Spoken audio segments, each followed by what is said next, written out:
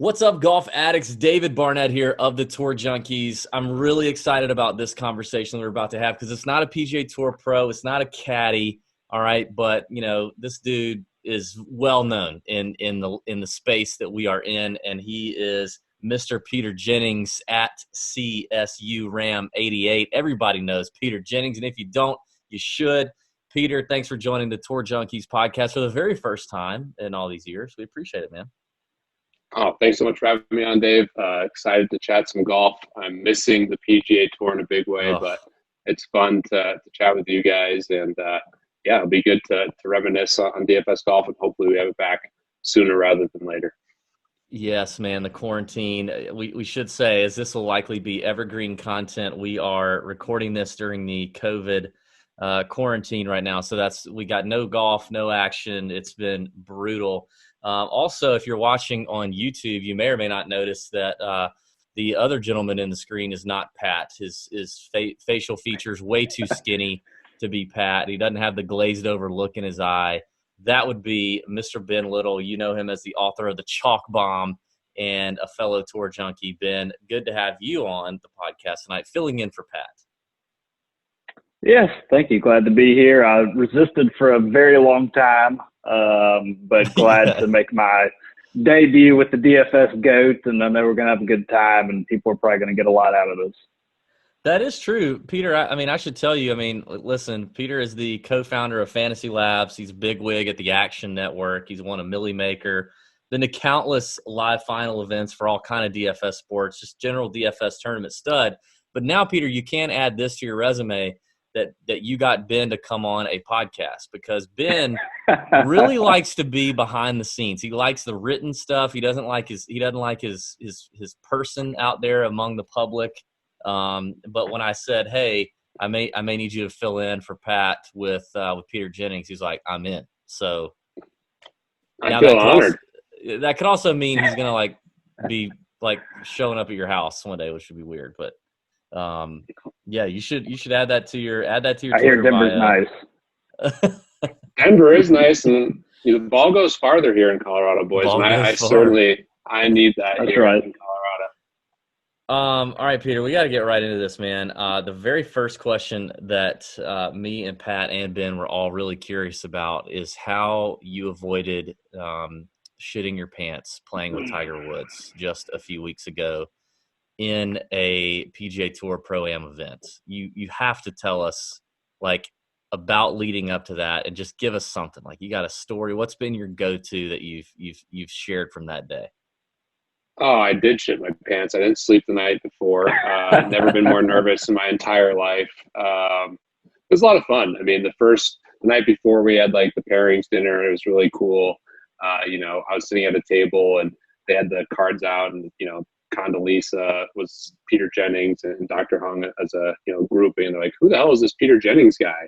And my wife goes, oh, he's a real asshole. And they're like, really? And yeah, it was a funny situation. But yeah, it was a surreal experience. I was really nervous about it, just in general. Like I mentioned, I didn't sleep the night before, and played a ton of golf. I played some high stakes gambling matches, and nothing was as nerve wracking as that. And the funny part is, I started off awesome. Played, I'm like a 8 to 10 handicap. I have one really big miss, which showed its ugly face at the end of the round. But started off playing great. Shot a 39 on the front, and then just completely imploded on the back 9. So it was nerve-wracking. That's respectable. Yeah, I hit the ball awesome. I drove the ball great on the front 9, played 95 out of 100 for my capability, and then just imploded on the back. But it was fun, man. Dr. Rice was great. Tiger was super fun. He was helping me read putts. It was a really cool experience. So it was nerve-wracking for sure. The first tee, I've never been more nervous. It was a wild experience. And Tiger, none of us made any putts, and that came to fruition for Tiger too. He did make the cut, but finished dead last of all the players that made the cut because he just couldn't putt out there. It's Riviera's, of course, I've been fortunate enough to play a couple times, and it's tough out there. So how did you get that spot? Yeah, I certainly was the person who stood out. Like, who the hell is Peter Jennings? Why is he in this group? I won Tiger's charity poker tournament at Tiger Jam in 2017. So, was it 2017, I believe. Right after, basically right before he had that infamous DUI picture. So I didn't know when the round was going to come to fruition, and it ultimately came together for the 2020 Pro-Am. That's how I got it. That is awesome, dude. So was there any moment where was like Tiger like cracking jokes with you? Was he like, how friendly, how much were you guys talking? Is there a story he told that you're just like, God, I can't believe anything like that? There's a couple cool stories. So his caddy for the day was actually a buddy of mine. He's friends with a buddy of mine, and we'd hung out before. He had won the experience for caddying for Tiger. So they had all like the privileges for that day, like were situations that were won in different events with the Tiger Woods Foundation. And so they were gambling on all these different shots. And on a par 3, I believe it is hole 6, I want to say hole 5 or 6, basically the caddy and his dad were betting back and forth. And Tiger had like a 205-yard, par 3. And then the three of us, Dr. Rice actually had closer, but we had like a 150-yard shot, and Dr. Rice had like a 130-yard shot. And it was who was going to be closer to the pin. The three of us, could one of us get closer than Tiger or Tiger? And the dad stupidly took the three of us. And Tiger literally came like 3 inches from a hole in one. And was just, busting this guy for taking us. That was one of my better shots. I put it to like 12 feet. But yeah, Tiger then told the story. He didn't have a single hole in one from 2000 through 2010 when he was playing his best golf. How crazy is that? Wow. He's got a bunch. I think he has like 21 hole in ones or something like that, and he didn't have a single one from 2000 to 2010. So that was fun. And I had a heckler. He thought that was hilarious. So yeah, he was cool. Dude, that's awesome. Really happy for you to be able to do that. You're a good guy in this DFS street that we run. So good to see good things happen to good people. You talked about gambling on the course. Personally, for you, you said you played some high stakes games. Personally, for you, what's your favorite on course game to play if you're playing with friends, or maybe you're not playing with friends? And then what's your drink on the course? Ooh. 2 great questions. We play a lot of banker, which I think is a pretty good gambling game. It does favor lower handicaps, especially if par 3s are never stroke holes because we triple in the air. But that's a really fun game. We've done some high stakes scrambles. I've seen the most action actually flow on the scrambles because there's a little less pressure. So those have been fun. And I normally drink Greyhounds. Occasionally I'll drink beer. White Claws got really popular over the last year. The trannies are definitely a drink of choice, especially going down to Whisper Rock. I like those quite a bit. I'm not a huge grape juice fan. I like grapefruit a lot better, so that's why I said the Greyhound. But a combination of those drinks, and I definitely play best with like 2 drinks. I think that's that may be what I should have done with Tiger. I didn't have any alcohol. Maybe I should have pivoted to some alcohol in the back 9. Dude, I would have taken a Valium or something, dude. You gotta calm that down. I was so nervous. I'm like nervous. you. I don't play that well either with too many drinks. Like 2 is about good. So all right, that's good, man. All right, so I think one thing that I want to get out of the way before we get real technical is, you've been doing this, you've been grinding the DFS thing for a while, and you've won. You've proven that you have an edge in a lot of different sports, right? So, and I know this is not the first time you've come on a podcast and you're going to give advice, or you're going to talk about your process, or you're going to answer some questions. Why would you? So for the listener, tell them why would you come on a show like this and give away your advice on winning tournaments? And are there parts of your process or theory that you don't share, in order to kind of retain that edge? Yeah, it's a great question. It's something I've been asked a lot about just in general with DFS. And it's something that, I've tried to maintain authenticity throughout. Certainly I'm trying to win, and I do try to, make money playing DFS and betting. But I've also really tried to grow the game. And I think that's really important. And I've had incentives to do that, co-founding Fantasy Labs, was involved with DraftKings for a while. So I do have some incentives, but I also love DFS and I love sports betting. And I think, if you can grow the game and do that in an authentic way, that there's going to be long-term value that's created. So that to me is really important. And, I'm a huge fan of the Tour Junkies and what you guys have done. And anything I can do to help, the industry and to grow the game, I think ultimately will not only be profitable for me, but it's fulfilling and it's something that I think is really important. So that's the approach I've taken, and I try to be candid. I'm not going to go exactly into how I'm weighting everything, to the T, but happy to go into things that I think are, there's misconceptions out there, and, I'm still learning too. So it's always fun to chat with people who know what they're doing and to try to learn. So growing the game is the main answer there. And certainly, there's always benefits to learning from other people as well. 100%, and we know that the game changes too, right? I mean, even course. since we first started, really with golf back in 2015. I mean, the strategy and the process has changed a ton just since then. So, I think for our sake, our listeners are obviously golf nerds, golf addicts. We want to stick to the PGA. So, we'll frame it in the PGA Tour, which, Peter is a huge fan of. He's already said that, but we know that ourselves too, that he's a big PGA Tour DFS player, big fan, very successful in it. So we'll keep our answers and kind of our questions framed around the PGA Tour DFS game. And that being said, let's just start off with just in general, what are some common mistakes that when you're talking to DFS golf players or you're scrolling, you're scrolling the fantasy labs or ownership, once the lineups are locked or whatever that is, what do you think some common mistakes are that you see a lot of DFS golfers make? And what, on the flip side, what are some mistakes that you see big time, higher stakes players or, DFS touts make? So kind of you're just starting out, and as well as your guys who have been doing it for a minute. Yeah, I think ownership has gotten more and more important. So I'd say early in the, DFS golf industry, I had a big edge just jamming in guys that I thought had a lot of equity. Looking at betting markets, I think, was a big advantage. And I certainly wasn't sophisticated, didn't really know what I was doing, but fortunately had a little bit of success. And I think people weren't even aware of betting markets and matchups and things of that nature. So that was the initial strategy. And now people are much more aware of that. And I think a big mistake that a lot of DFS golf people make is they jam in, all the chalk players in one lineup. And you see tons of duplicates. And especially if you're playing, DFS golf tournaments, I think that's a huge mistake.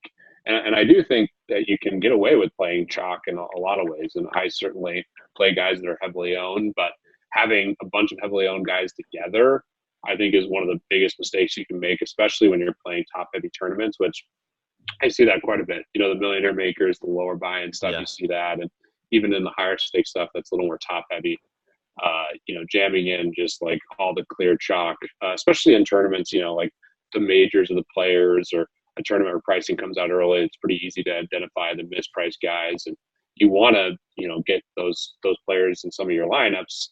And you can take a stance on certain players for sure, but putting them all together, I think, is a really big error, especially in this, current kind of DFS ecosystem that we're living in. People have gotten so much sharper, and just eating all that chalk in one lineup is a big mistake. Yeah, in 2015, it feels like nobody talked about ownership, and maybe even a part of that was nobody really had a great idea on what ownership was going to be, because there were there was nowhere near the resources, right? There was nowhere near the number of podcasts or number of people talking guys up, or whatever it was. It was so variable to me back then. But I'm glad to hear you say that you think it's more important than ever. That's something I usually tend to harp on our show, but that's whatever you do, don't ask Pat for ownership projections. Yeah, the worst ownership projector in the world. It's hard. Sometimes it's hard, but yeah, I do think it's really, really important now. What do you think is? But you say a chalk lineup. So define that for, define that for the casual listener. So what would, if we're picking six guys, is there a do you look at like an overall ownership percentage where you're adding up the ownership of every player? Or are you saying no, like, if I have 3 guys in that lineup that are over 20%, I consider that a chalky lineup? Or what, like, how do you define what that chalky lineup, that being too much chalk? Yeah, I would say having all 6 guys like over 20% would be really bad. Or having, the 60% owned guy, the 40% owned guy, 3 guys who are 20%, like a 15% guy. I think there's plenty of lineups, and I actually kind of in my process and some of the weeks I've had the most success, I have, the 40% owned guy, 20% owned guy, but then I have a couple guys that are, 2%, 3%, 4% or whatever. So to me, it's about how your lineup works together. And there's a reason that guys are really heavily owned. Oftentimes they have the most equity. And I think it's fine to play those guys. And you can gain leverage versus the field by having some of those guys in your lineup as long as you have some players that are lower owned. So to me, it's about how those 6 golfers work together versus like the collective percentage. And I mean, there's a lot of data out there. This is definitely the art part of DFS, which is really fun. And there's different strategies around this. But for me, I feel good about my teams if I have a couple people who are low owned, or like if I had 6 guys who are all 8 to 12%, I'd feel fine about that too. Yeah. What? Talk about a player in your mind, a DFS player in your mind, when it comes to golf that you think is like, if you were to say, I think this player is possibly the best player out there that other than me, if I'm Peter Jennings, like who do you think is the best? Who's a name on the DK leaderboards that you look at and you go, that's a really sharp PGA player? I mean, I think Empire Maker is a really sharp DFS player just in general, and he's playing super high stakes. He only plays one lineup. Bryce 75, I think, does a great job. The Godfather's firing super hard. There's a bunch of guys. I mean, I have a lot of respect for like Notorious. He goes way back. I think you guys are sharp. I mean, there's people in like the DFS media industry that I think are some pretty sharp players too. What do you think those guys like Empire Maker and Godfather, what do you think they do well? Like, what do you think do you have it kind of figured out what they do well? Empire plays one lineup almost every slate, and sometimes during the majors he'll play some tournament lineups, but he does a great job putting together the highest equity team. So he doesn't care nearly as much about ownership because he's getting so much volume down in 3-mans and 50-50s, head-to-heads, high stakes tournaments. And he does play, like what I said before, like some weeks will have a very chalky lineup, but he's very good at identifying the highest equity golfers relative to their price. So he does a great job with that. And the Godfather is similar, but he does mix it up more. He's been playing the highest stakes in DFS golf for a long time, so I respect his sustainability playing kind of high stakes, nosebleed stakes. Those are names that I fear as well, probably more so than you do. All right, so for you, like, talk us through in general, like your weekly process. Like, prices come out, or what are you doing before prices come out? What does your weekly process look like now, from the time you start preparing for a PGA Tour event until lineup lock on Thursday? So I think a big thing throughout the whole year is just making sure you're keeping up with data. I want to make sure I have everything inputted from the previous tournaments. Challenges come from picking up information on like the Asian tours, European tours. That stuff's really important. So making sure that you have the most up-to-date data set is a critical aspect. And then, pricing comes out, you start doing work. I look heavily at the weather. I think that's a critical element. You're obviously doing analysis on the course. A lot of times doing this for a while, you kind of know, okay, it's Harbor Town. Like, I know I'm looking at an accuracy type course, or it's Torrey Pines. Like, I'm going to need some guys who can hit it a long ways. There's definitely course fits that are really important. And then, you start your process, and, I run a model and start looking at the model relative to market prices and start trying to figure out, okay, I'm higher on, these players versus, the market, and identifying where I think I can find some leverage. And you start building teams. I ultimately have projections that I use and start looking through optimal lineups. And depending on the week, like if there's a big weather angle, I'll start baking that in and looking at teams that really capitalize on the weather angle versus just the optimal lineups. And yeah, it's dynamic to the week, but it's a similar process. I think the data set's really important, running the model, evaluating the market, and then looking through the DFS prices and optimizing teams is the kind of base of the process. So, something we get asked all the time, I'm sure you do too, is your player pool, right? So talk through your theory on player pool, how you narrow it down, how you decide how many are going to be in there, and how do you eliminate guys that you may be on the fence with? Great question. I wish I had a more concrete answer to this, but I think it's dynamic to the week. Sometimes I'll play more golfers than others, but most of the time, it really depends. I guess the hard part about like your player pool is like the roster construction you want. So this year I've been super high on Rory. I thought he was kind of in a standard deviation, or he's outside basically everyone else, with the exception of maybe John Rahm. Those two for sure were just kind of head and shoulders above. So when Rory's playing, I know I'm going to be jamming in a bunch of Rory. You can look through my lineups throughout this year. I played just so much of him. And when he's in the field, that kind of limits who you can pair him with. You can't, have a bunch of studs with Rory in your lineup. And if you are having Rory, you're making a lot of lineups, that's going to lead you to having more cheap guys. So certain weeks I'd have a smaller player pool based on roster construction. And then, weeks where I was building maybe more balanced teams, or there wasn't like a clear cut player that I was going to be building around, I might have a little bit bigger of a player pool. And then you have to make the choices. Like I'm more open, especially if I'm playing 150 lineups, to having more golfers that are closer together, just to see, sometimes I don't know if a guy's going to be 5% or like under 1% owned. And I'm willing to throw a couple of those guys in a lot of different lineups, just trying to get leverage versus the field. And sometimes I'm surprised as well. Sometimes a guy I think might be 5% owned or whatever comes into like 15%. Yeah. And I'm much happier if I played a variety of golfers where I can get a little bit of leverage. If you were to put a number on the player pool, you mentioned it's dynamic, and that makes a lot of sense, right? So if it's, I'm sure there's a number of like, this is absolutely as tight as I'm going to get on a player pool, and this is as loose as I'm going to get on that player pool. What would those numbers look like? Obviously depending on the week. Yeah, let me. I'm actually pulling up some data here, so I should be able to tell you exactly what I've done. Of course you are. Most of the weeks I'm playing like 25 or so golfers, I'd say. Sometimes it's less, like for like if it's a WGC and there's only so many golfers, I'll have a much smaller player pool. But yeah, I'd say it's normally in that range. And sometimes I'll play a lot. Like if there's a variety of guys who grade out really similarly, and in terms of their projection that I think are all going to be somewhat low owned, I'll kind of throw them all in there. But let's see, like for the players, all right, players.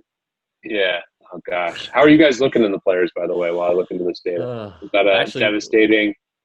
We were looking pretty bad, so it probably. Although if you're looking pretty bad on a Thursday, that usually means you're going to be okay. Like I know every time I'm looking great on a Thursday, I end up totally my teams will shit the bed on the weekend. But I don't know. We weren't looking great after day one, but it was only day one.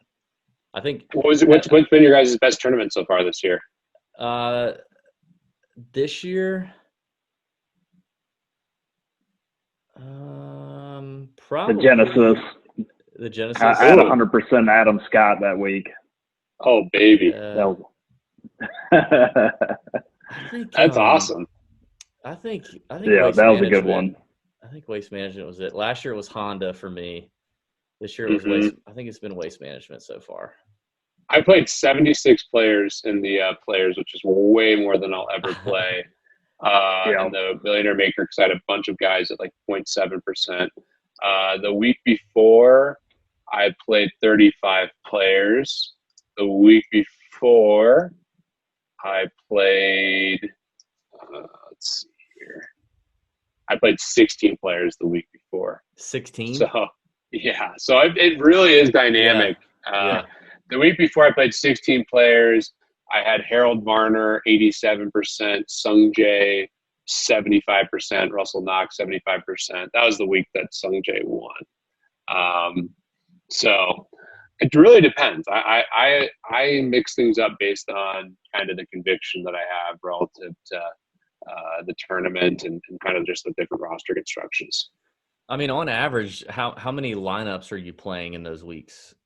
Most weeks I play 150 lineups, almost every week.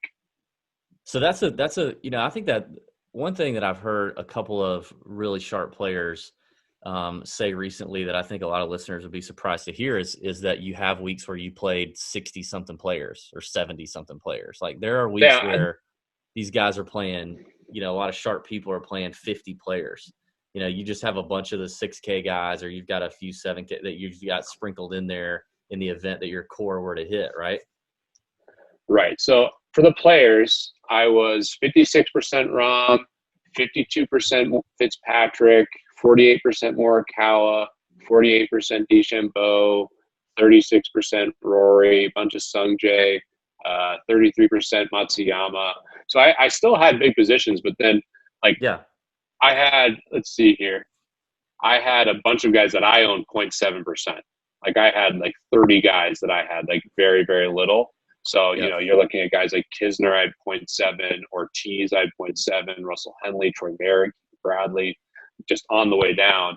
And some of these guys come in super low, like Bryce Garnett, I had 0.7, he was 0.3% owned. And that's not always how I do things, but I did have a lot of different combinations of guys I normally wouldn't necessarily do. I think this is kind of a one-off. And this was the Millionaire Maker as well, where I was messing around quite a bit. I did a lot of different things trying to leave money on the table, and I just messed around a lot more than I usually do with that specific contest.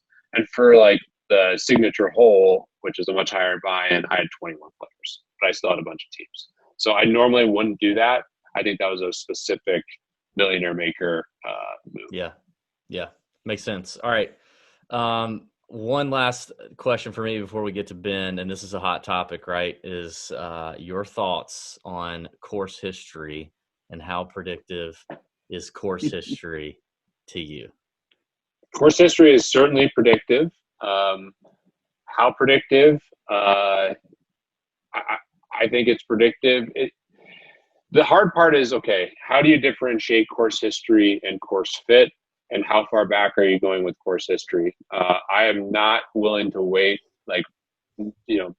course history that's outside of like the last 5 years as heavily as like some other factors. But course history in the last 5 years, to me, has value, and it's dynamic to the golfer as well, and the course and a lot of things. Like Augusta, for example, like that is the holy grail of course history. I'm going to wait course history at the Masters more than I am at other courses. Harbor Town, an accuracy course, I'm going to weight course history there more than other courses. So it's not a one size fits all dynamic. And I actually back test and look at things relative to how predictive course history is week to week. And also the hard part about course history is like taking that plus course fit and how you weight those and the overlap there. Yeah. What are your? I've heard some of your guys' takes. Like, who's the biggest course history guy right now for Junkies? It's definitely Pat. It used to be Pat. I was gonna say it was Pat for sure. What do you mean it used to be? But he's kind of come off that take because he completely faded Bubba at the Genesis. Who is the course history person the next week that he completely faded? Yeah, but that could have been for ownership purposes. He's a major course history believer. I mean, I am too, but he'll like get in fights on Twitter about it. Like he'll go at you with it. People saying it's worth nothing that's just insane to me. But I think it's it's much more dynamic to the course, the situation, the player. Like like Henrik Stenson this year, going into the Arnold Palmer. Like, how good of a golfer do you think Henrik Stenson is now relative to when he had the great history? Like, it's so dynamic, and you always have to be thinking about the different situations, and that's what makes it fun. That's why I think there's a lot of edge in DFS golf still, and it's not course history should be 20% of your model every single week. Nah. Yeah. I think the one thing a lot of people miss about course history is, if you run a million simulations on one particular course, like someone is going to have a bunch of good finishes in a row, whether they're a good course fit or not, just because that's the way the math works. And that's something that, I think a lot of people don't realize is that, if you play so many iterations of this thing, someone is going to have good course history, someone is going to have bad course history, and there's going to be a whole lot of people in between, no matter what the course is or what the event is. And I think that's the part that a lot of people miss as far as course history is concerned. No, I totally agree. I think that's well said. And again, it's much more dynamic than people realize that. Yeah. And I do think it matters. Like if you're just throwing out course history, I think you're clearly doing it wrong. Yeah. I wanted to go back 2 questions from when David asked you about your process and looking at the weather. So take like the API this year when there was, supposed to be this huge wind weather split, and everybody and their mama loaded up on the AM Thursday guys, afternoon Friday guys, and then like, I don't remember exactly what it was. I want to say it was 7 or 8 of the top 10 were all in the other waves. When you're looking at stuff like that, like if you see some kind of weather edge where you go like, like 60-40, 70-30, or do you commit 100% to a weather wave, or how do you approach that? Like if you can see a pretty defined edge one way or the other. Yeah, so I will go pretty heavy on the weather angles. It's one of the few correlation moves that you can make. Obviously, you have like course fit, but other DFS sports have a lot more correlation than DFS golf, which is fun in its own way. Not just people build lineups very similar in different sports because of correlation. But when there is a weather angle, I'll go pretty heavy on that. So I'll make teams that are just exclusive to the weather angle, and then I'll run optimizers around just what I think the best teams are. A lot of times it'll end up skewing more towards the weather angle because that's baked into my model. But I do try to weight that. And then one thing I will do, there's a strong or deemed to be a strong weather angle, and it looks like it's just going to be, some adverse conditions. I'll make other teams on the complete opposite side in the event that something changes, especially if there's rain or, conditions that, where, things could pause or whatever else, like just stacking guys with similar tee times. If there does happen to be a weather angle, that's one of the few correlation plays that you can take. And I think that's a pretty sharp thing to do in tournaments. Yeah. So at Fantasy Labs, you guys famously don't use strokes gained data. Why is that? And do you think it gives you a particular edge at certain events, say like the British Open or events where there's going to be more European Tour players playing? Yeah, so that is something that I think we're in the process of changing. When Colin Davey first came on, I thought it was a really unique approach. The challenge with the course game data is that you aren't getting other tours, so the adjusted round data makes a lot of sense in that regard. But personally, I do look at a lot of the course or the strokes gain data.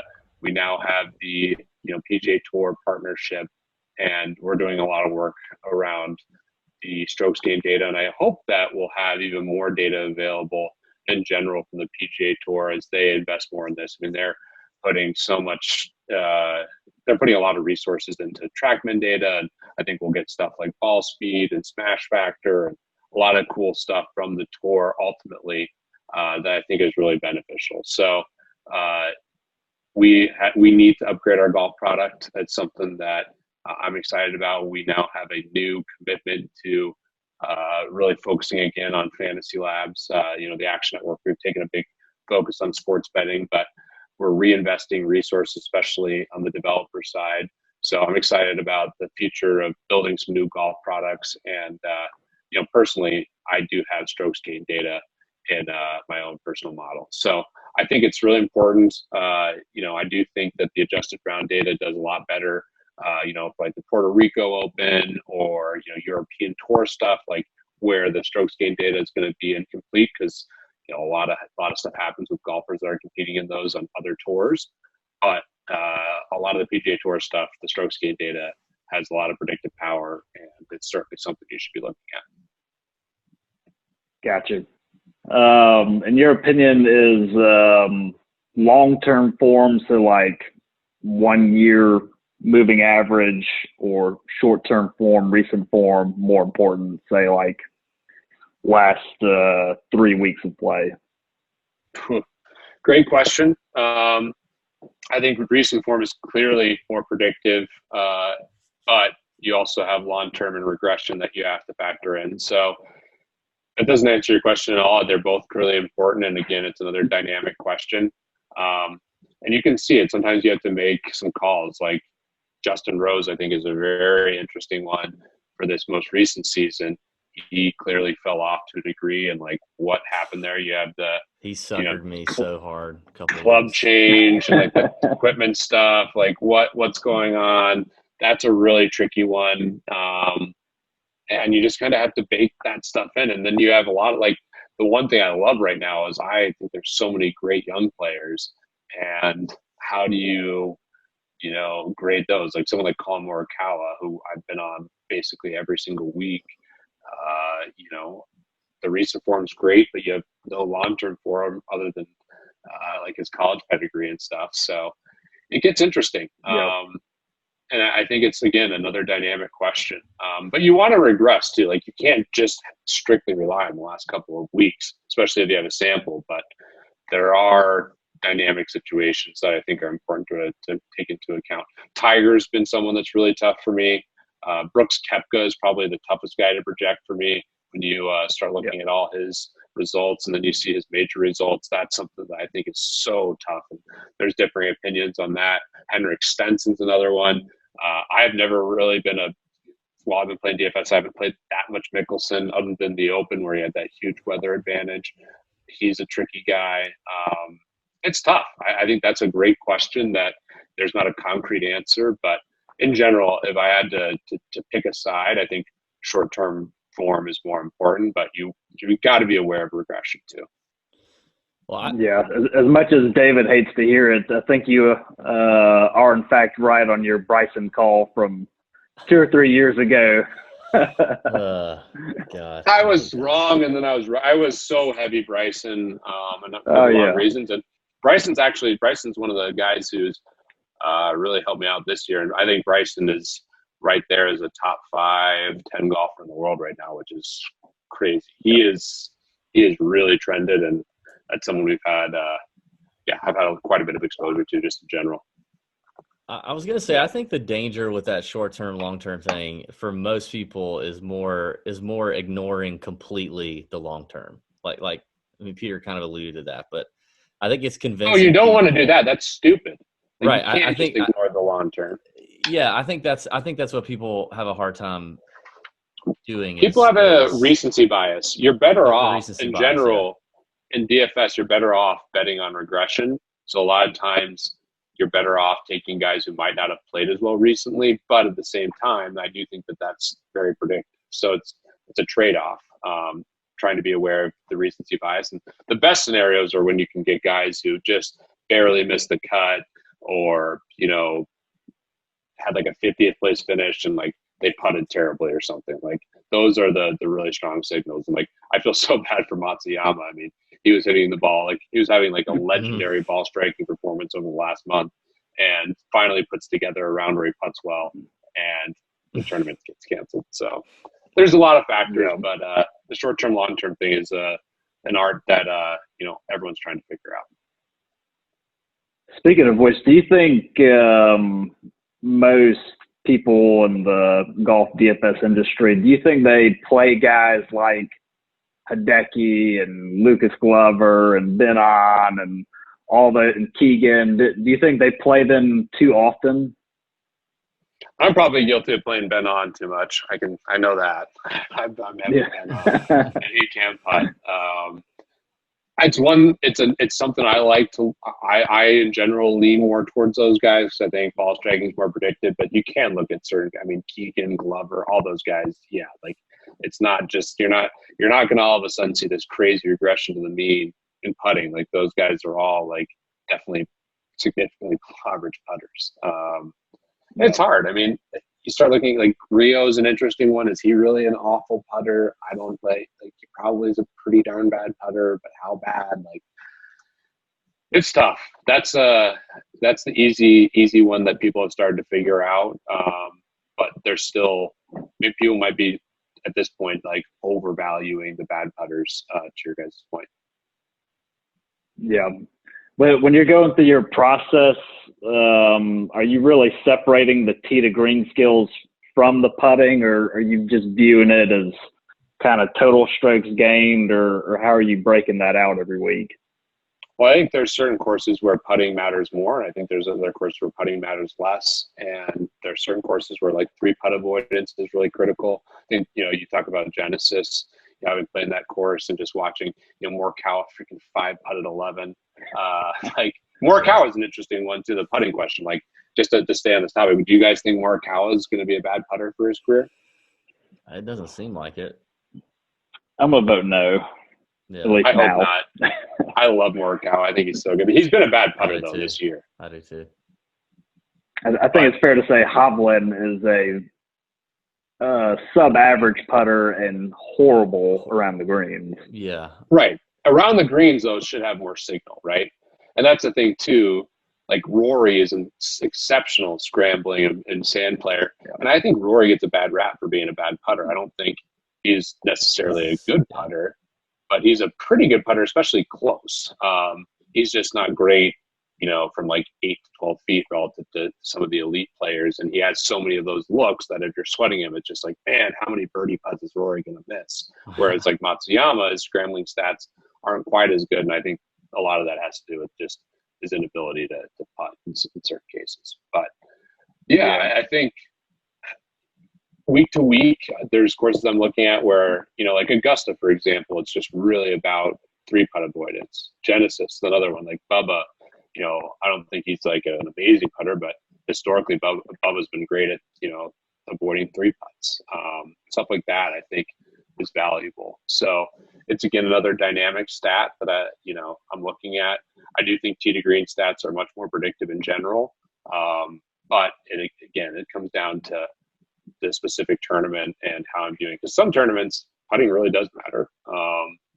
And obviously putting matters every week if you just look at it in a vacuum. Like if you look at who's at the top of the leaderboard, it's the guys who are putting well. But predicting who's going to putt well is the name of the game, and that can be tricky. And predicting who's going to strike the ball well is a lot easier to do. Yeah. Do you think that win stats are actually predictive, and do you believe in strokes gained win play? So I think that's somewhat noisy, but I want to believe in the win stuff, and I've tried to dig into it more. It's just very hard to back test that data and get good information, because I think wind also plays differently depending where you are. Like having played in Florida in the South, I mean, you guys know, like watching the ball move with humidity when there's wind is way different than, you're playing here in Colorado and it's 50-mile-an-hour winds. It's totally different. And, it makes sense. Like, okay, this guy's a low ball hitter. He grew up playing wherever. Like, he should be a good player. Like, I think of like Mark Leishman or something like that.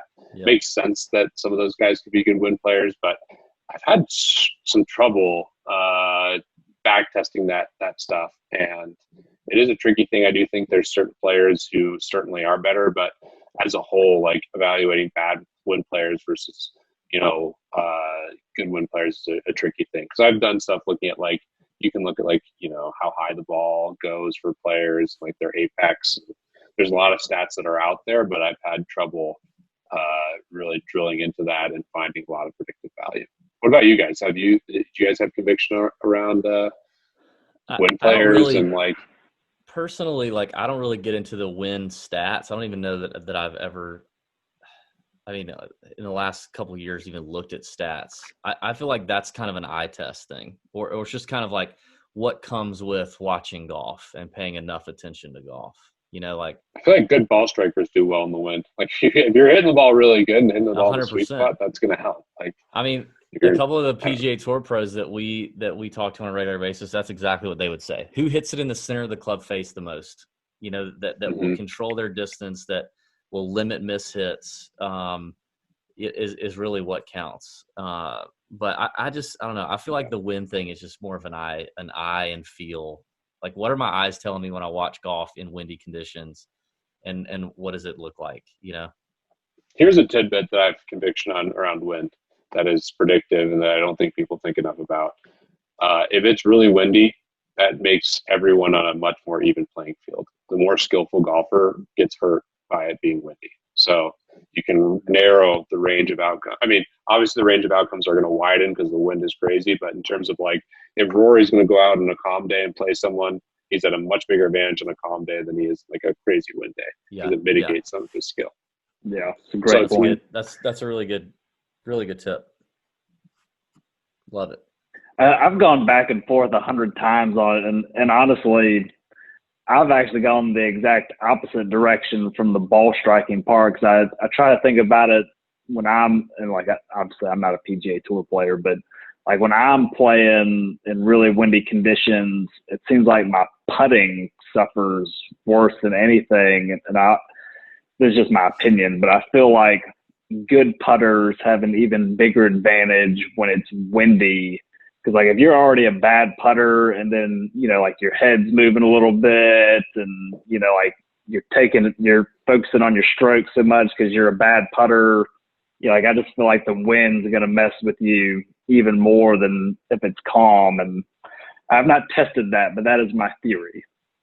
Yeah, I get that theory, and I think there's merit to it to a degree, but then I would make the counterpoint to exactly what I said before.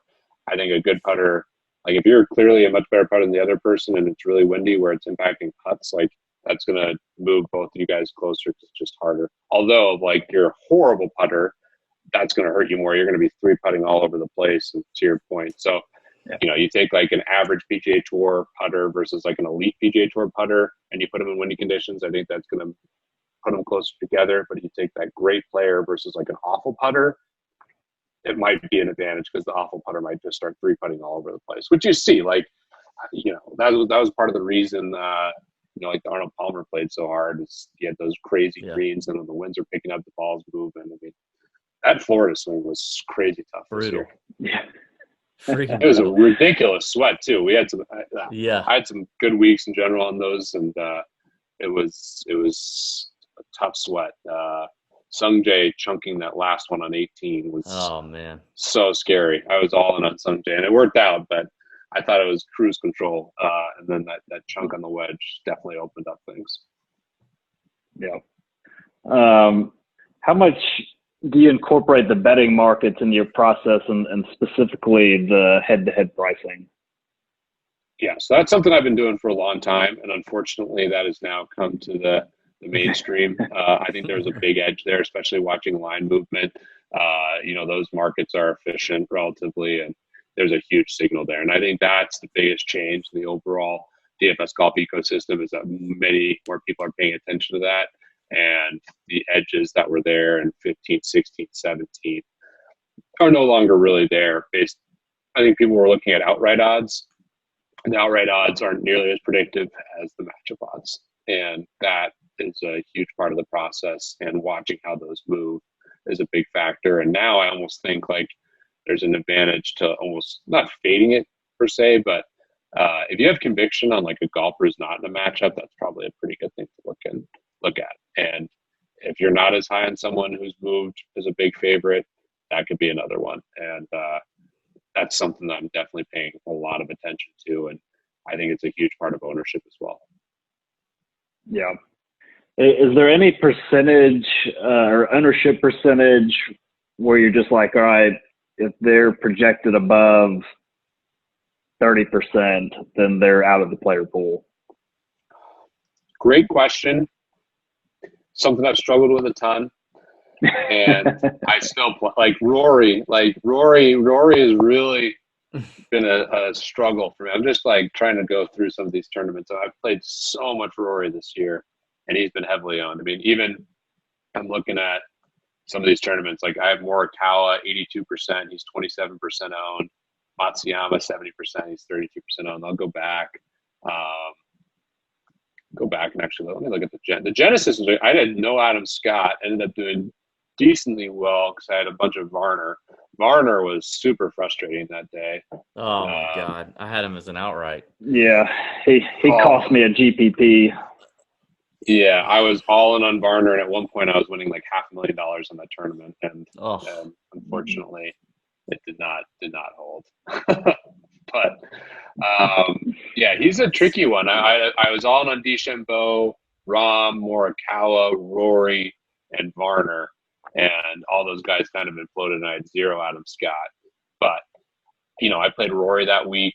I mean, he was only 19% owned. I had him a bunch. I had a ton of Xander that week. Xander was chalky. I heard later that he might be dealing with an injury. He was 24% owned. I had 87% DeChambeau. He was only 11%. But I go heavy on guys that I have a lot of conviction around. And again, the key to me is just finding those low-owned guys. I mean, I had a ton of Varner that week. He was 2.4% owned. So if you can find guys like that, I had a bunch of Wyndham Clark. He was 2% owned. He's one of those good putters that in the right scenario that I'll look at. So yeah. That was rambling, but no, I like it. I will not, if I think a guy's an elite play, I will most likely have him. But I will be cognizant of it. If I think Rory's going to be 40% and I'm still heavy on him, I want to make sure I'm not on Rory and all the rest of the chalk. Yeah. Well, I got a few more, then we'll let you go, Peter. We appreciate it, dude. This has been good. We've talked a lot about your process. How do you feel when the process when you're in a slump, right? Like, let's say you go a couple months and it just sucks. Like, how do you know you're in the right process, or what do you do? When do you? Great question. I mean, I was panicking. Last year was one of my best DFS golf seasons, and I lost basically every week from like August on. So I had, after the Open, I was at like an all-time high water mark for DFS golf, and that was my best season. And then I went on just kind of traded even for a little bit, and then like mid-August on, I lost like every single week and lost big every single week. And it sucks. Fortunately, the season kind of comes to a close, so you can regroup, but it's a tough process. And I think in DFS in general, like, you always have to be evolving, and it's hard. Like, when have you lost your edge? That's a question I think a lot of people ask themselves. And, you just keep trying to get better, and you're evaluating your process versus other people. And I think you always have to be trying to improve. And if you feel like you aren't improving, that's a time to really reconsider your approach.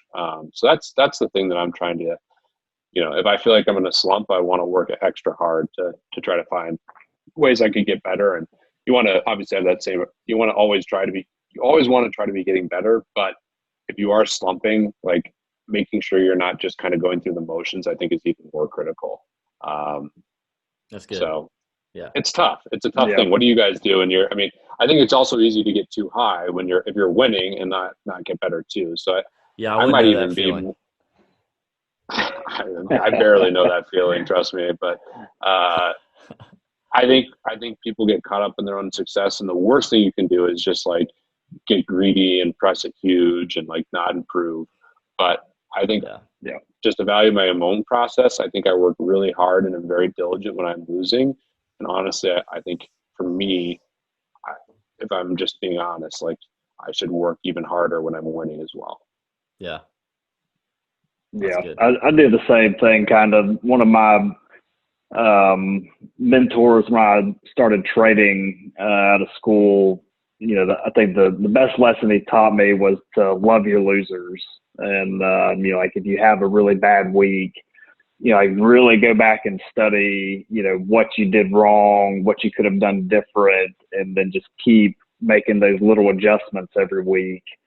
And, like, I think that's how you really refine the process is, you study your really bad mistakes and figure out why it was a bad mistake, and then just keep learning from it. And, I mean, anyone can get lucky and, win one GPP and think they're, the greatest DFS player of all time. But, the reality is, if you want to be consistently profitable, like, you got to focus on the process and not the results. And I think that's something that a lot of the recreational players don't pay enough attention to. And that is so on point. Focus on the process. And it's inevitable too. Like if you're grinding this stuff, you're going to have ups and you're going to have downs. Like it's trying to stay even keel. And like that was just so well said. Focusing on the process is so important. Yeah. Yeah. And I like that, you both mentioned like you're not, when you, sometimes like you acknowledge, okay, I'm in a slump, but not getting too caught up in, okay, I'm just going to keep bullheaded, I'm just going to be bullheaded about this and keep doing the same thing that I've been doing because I'm just in a slump and this is just what happens. Like, but trying to improve and find ways that you don't have to make drastic changes immediately, but that you make changes and that you reevaluate parts of the process. It doesn't mean you have to clean the whole house, Yeah. Speaking I mean, and it's really important to be. Go ahead, Ben. I was just going to say it's just really important to be subjective too when you're going back and looking at your past results and saying, like, did I make a good decision and I got unlucky, or did I get lucky and made a bad decision? Like if your highest owned guy hit, 90% of his greens in reg, but averaged 34 putts per round, then, I would say you made a good decision, even though the result was bad. Yeah. Yeah. Totally. No, I think that's exactly like figuring out, okay, was I on the right, like, is there signal or is there noise? And deciphering your decision making based on that. And that's, again, well said, Ben. Does your process change for WGCs and majors? How does it change? So WGCs, like a short field event and then majors. WGCs, I think it's a lot closer to gambling, which I think is still fun. And I think there still can be edge. I think finding that ownership is really important. And I've historically done really bad in WGCs. This year for Mexico, I actually did amazing. Hatton was actually like Hatton's been a great golfer for me this year, which is funny. But the WGCs historically I've done really bad just chasing birdies in a huge way, which I still think is mostly correct. I mean, you still ultimately you're going to have to pick the winners and stuff, but a lot of people have kind of figured out that part of the process. What was the date on the WGC Mexico this year? Was that like mid-February or something like that? Was that right after the Genesis, right? Yeah. Yes. Yeah. All right, let me see if I can find that. But basically, I think for those, you really want to be cognizant of ownership and like, do you if you're really grinding, like, what's your edge here? Because it's a much trickier situation. So let's see here. So I did grind it for the WGC. I played less volume. I was all in on Fleetwood. Let's see, no, that's not right. Okay. Here's my ownership. So I had 14 players. So I took less guys. 100% Rahm, 80% Scheffler, 60% Ben Roy, and that was lucky as hell. Morikawa 60%, Munoz 60%, Sungjae 40%, Hatton 40%, Murray 40%, Fleetwood 40%. So those are the kind of the situations that I had a bunch more tees. Figuring out that to me, those are, you have to have much more conviction on an angle than other weeks. I think that's kind of the tricky part about the WGCs. I think those in general are much tougher to play, and you don't want to be just going in firing with like half the player pool and playing max entries, because you're going to light money on fire to the big. Yeah. What about for majors? How do you approach the majors? Well, majors are tough because the pricing comes out before. And they're tough in that you kind of know where the chalk's going to be, and the chalk's also going to be the best picks because the current form's not baked into the pricing. So those are tricky in that regard, and I think ownership is a really, really important thing. And you can find great golfers because it's obviously the best players in the world in those tournaments. But I think the biggest thing that's different in the majors relative to other DFS golf weeks is that you have the opportunity to really make different lineups for different types of contests. the Millionaire Maker and the cheap dollar contest, you can play some of the chalkier options because you're playing against so many recreational players, and you can take a couple guys that you might know to get leverage. Whereas in the high stakes, eating the chalk is going to be so much more difficult to do because they're going to be so heavily owned. So to me, it's really just evaluating the differences in the contests that you're playing and making different lineups around that. I'd be curious to hear more about your guys' major process too, because I do think that's obviously where the biggest money is, and something that's super important to look at. I mean, personally, I stay out of the Millie Maker. Pat does as well. We're over it at this point. We were pretty deep into the Millie for the first few years. Just don't play it. So we'll tend to take the additional bankroll that we usually set aside for those events, and get in some of the more the higher stakes single entry or 3 max entry tournaments. And go that route. But and we're not really, we don't really do a lot of the 150 max entry contests either. I don't think, Ben, you do either. What's your guys' approach week to week? What? I'd love to hear. Tell me more about your approach week to week. What like you guys are? How many lineups are you guys normally playing? I'm usually playing about 14, like somewhere between 14, 16 lineups.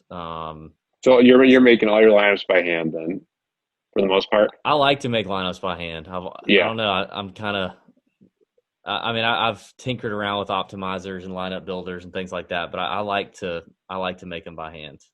I do it. I generally like to make them too.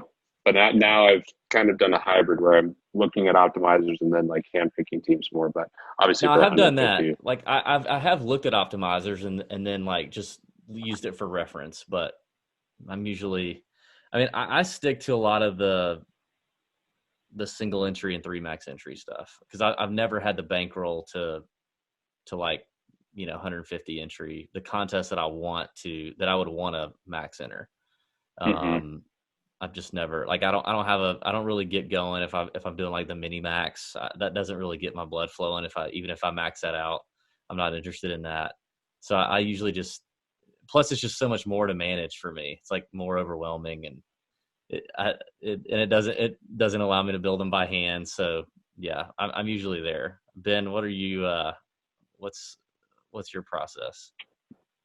It honestly, it's kind of like pizza. It varies completely week to week. So like, I try and base my entries off how confident I feel in the work I've put in for that week, and like if I feel like if there's a really big edge and course fit that people are overlooking, or if I feel like the pricing is, really messed up, or if I feel like the chalk is going to be on players I think have a really high likelihood of failing, then I'll ramp my exposure way up. And then on weeks where like if I don't feel confident, or if I'm not confident in the course fit, or if my research I did didn't really point to a really strong player pool, then I'll back it way down. I think for the WGC, I also have had very limited success in those. Yeah. And I think I played $20, I think. And, I think those are my first successful. I've historically, I know even after a great WGC this year, I have lost money on WGCs, and I've lost. Yeah. And I normally, even this year, I had a good ROI. I played less volume than normal. Yeah. And I love what you said there, man. I think your conviction level, you should alter your, like everyone's like, oh, be steady Eddie, always play the same volume, always have the exact same approach. I think that's a bad way to look at things. I think you should, you should never like go way outside your bankroll or anything, but you should fire more if you have a lot of conviction on a specific week, or you think you found an angle that other people aren't looking at. And you should fire more if you have conviction that the chalk's going to fail. I think people in general try to, abide by like a very rigid approach. And I think a lot of people would benefit from taking a more dynamic approach. And I think what you said there, Ben, is right on point. If you have more confidence, you should play more. And if you don't, you should sit out less. Like that's where the WGCs, like we just talked about, like, maybe some people are great at figuring out a an approach there. Or maybe there's some contrarian way of looking at things that I haven't thought of. But for the most part, I think it's much more of a gambling type situation, and the overall ROI for the top players is probably less. Yeah, and I've learned that lesson the hard way. In 2015, I had a really good hit, had a monster week. Thought I was the sharpest person in DFS golf, and so I was just max entering everything every week, and then just slowly started giving it all back.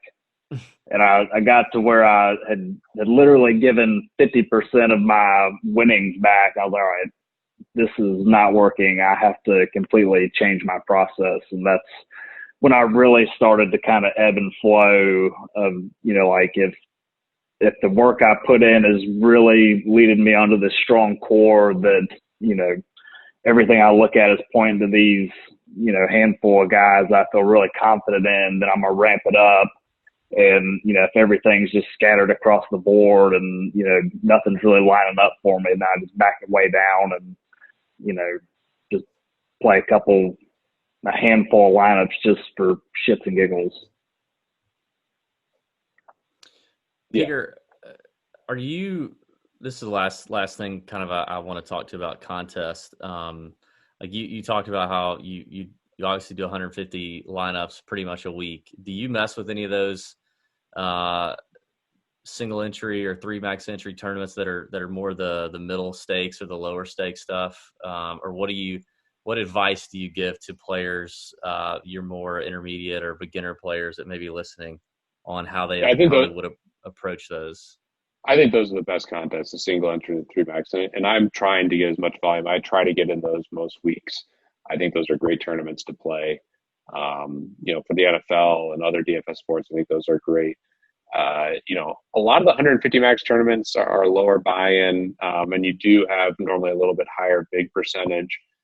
You can overcome that to a degree because a lot of those are the most popular contests. But I do think, especially if you're playing a couple lineups, I think there's a lot of value in playing those. So, and it's also too like figuring out what's entertaining and what's going to be fun for you. Like, I think that's really sharp that you mentioned. Like, okay, I could play 150 here, but it's not as fun for me. Like, I think that's a huge part of this too, especially during, we're recording this during the quarantine, and like, a big part of this is like entertainment, and figuring out what gets you excited is a huge factor. And obviously making money is really great, but, I think people want to compete, and like, it's super hard to win. Like, even playing 150 lineups, it's super hard to win them.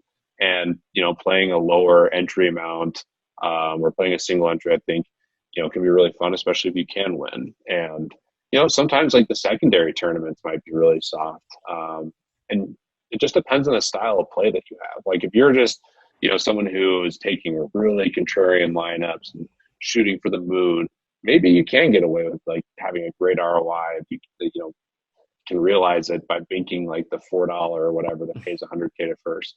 But if you're more, really grinding this and taking higher equity plays, like, there's probably a tournament that suits that style of play better. So again, it's kind of the same theme throughout this. It's like dynamic to who you are and what type of style you have. And that applies in DFS across the board. I mean, cash games have definitely dwindled versus tournaments, but there's a style of play that suits different types of contests. And it's important to identify what type of player you are. Yeah, Pat and I get into this big Calcutta every year for the Masters, and I mean, like, just that alone is all the entertainment I need. Tell me more about that. That is, I do a bunch of Calcuttas for the Masters, so I am very interested. I heard there's I was in a Calcutta in Dallas that ultimately got shut down because like there's some famous people in it, and it got a bunch of money. I heard the biggest one actually is in Augusta. One of my friends was in it one time. That a big 7-figure Calcutta that I heard about that nice. I was hoping to get involved with, and obviously it's not happening this year. Yeah, there's Calcuttas. How great would it be if there's Calcuttas like every week? I mean, if we can ever get to a point where that's a legal thing, like Calcuttas for golf. I mean, I think DFS product's incredible, and it's actually, I think DFS golf is like the best DFS product. But man, it'd be great if we had Calcuttas too. That's such a fun format. Yeah. Well, Calcutta Labs. Yeah, Calcutta Labs. You're speaking my language. I actually looked into the legality of like running in operator Calcutta, and there's a lot of state law and stuff, but that's a whole other topic for another podcast. But hopefully we keep getting legal sports betting, and hopefully there's Calcutta's nationwide at some point. Well, that's a fantastic segue into my last question, which is like, what do you think's next? Like, what do you think's next for golf, for DFS golf? And maybe just, if there's anything like really cool that maybe you're working on or you're looking into that you'd be willing to share. But I guess just what do you see on the horizon is the biggest thing. What do you think's coming? Well, I couldn't be more bullish on golf and DFS golf and betting on golf. I think the PGA Tour totally gets it. One thing I have conviction on, I'm sure you guys have seen, the big sporting event, the first sporting event that comes out of this quarantine is going to be a golf event. Tiger, Phil, some famous quarterbacks. That's definitely happening. I got some good info on that. So that'll be great. Hopefully we'll see more and more stuff come out like that. I think we'll see, hopefully, in-round betting become a really big thing. The showdown golf has really taken off. I would love to see a world where you can bet on every shot. I think the PGA Tour wants that. I hope that's something that, you can just sit down, watch a golf tournament and have an option to bet on literally anything and everything. And I just couldn't be more excited about the future. And the PGA Tour has embraced it. They partner with DraftKings, partner with Action Network. They are all about this. And I think we see a ton of progressive stuff. And, I'm bullish on golf. I mean, you guys are positioned well. Like, there's just going to be a ton of opportunities. So if you're a golf fan, I think the sport really takes off. Quarantine could be a hidden blessing for the sport. I think it's one of the easiest sports to bring back. You have no fans. You have a limited amount of players. You have the caddies. Hopefully we have some testing so that we can say, okay, these guys are all clean or these guys have the antibodies. Hopefully it can get going as one of the first sports. And I'm really excited about the future. I want it back soon. When do you guys, if you had to guess, I know I'm mid-May, we're going to get this Tiger Phil thing. After that, when's the first PGA Tour event in your guys' mind? I think June's gone. I think it's going to be July. I pulled up the calendar now. Dude, I had one of my better months actually for the match. I hit like almost every prop bet I threw out for the match. And you bet Phil, obviously, right? I bet Phil a lot, but I mean, I was hitting stupid shit, like with Tiger, Tiger hitting the fairway on one, and I mean, I hit it all that week. That was a killer week for me. Have you guys ever played Shadow Creek? No, I've played TPC Las Vegas. I've never played Shadow Creek. Oh, gotta get you. If you guys are ever in Las Vegas, hit me up. The second best course, in my opinion, is Southern Highlands. I have a bunch of buddies there. You guys check that spot out. Shadow Creek's a cool spot though, too, for sure. Yeah, I would love to play there. I was supposed to be out there the week after the Masters for the multi-unit franchising conference, and it obviously got canceled. Yeah, that's brutal. But looking at the calendar, I think the best case scenario is the Memorial, which is June 4th through the 7th. Mm-hmm. Then let's see, the U.S. Open is 2 weeks after that, and they're talking about moving that. That's done, right? That has to be done. New York is in trouble. Yeah. Or Winged Foot. Sorry, that's right. New York, my bad. Breaking news right here on the podcast as we're recording this. Apparently, according to Golf Digest, the Open Championship is being canceled. Well, that's a bummer, right as we're talking about it. Yeah. They did just cancel Wimbledon, too. Yeah, by the way, me and Ben and Pat have a trip to Scotland planned on July 2nd through the 10th. Oh, I hope you guys can make that still. Yeah. I hope so. And I've been pessimistic about the virus, but that's a whole other conversation. But yeah, I hope we get some good news here for the summer. And yeah, the antibody testing and they can, the advantage the PGA Tour has, they're all independent contractors. They're outside. And in theory, you have to test a lot less people. So that's what I'm hopeful ultimately comes to fruition. So I'm bullish on golf. Yeah. I think we're definitely going to get this Tiger Phil thing. And it's going to be exciting. There's going to be a lot of really good stuff coming up here. That's going to be awesome. Hey, Peter, we really appreciate it, man. We appreciate the time, and your insight into this is awesome. We'd love to have you back on one of these days, and hopefully we can play around golf together at some point when we can all get within 6 feet of each other. Yeah, would love to. Even if somehow we're in the same place, we can travel again. Golf is a good activity for social distancing too. So That's true. It was a blast coming on, and you guys have been pioneers in the industry, and I really appreciate you having me on. Awesome, dude. Well, thank you, man. Yeah, thanks, Pete.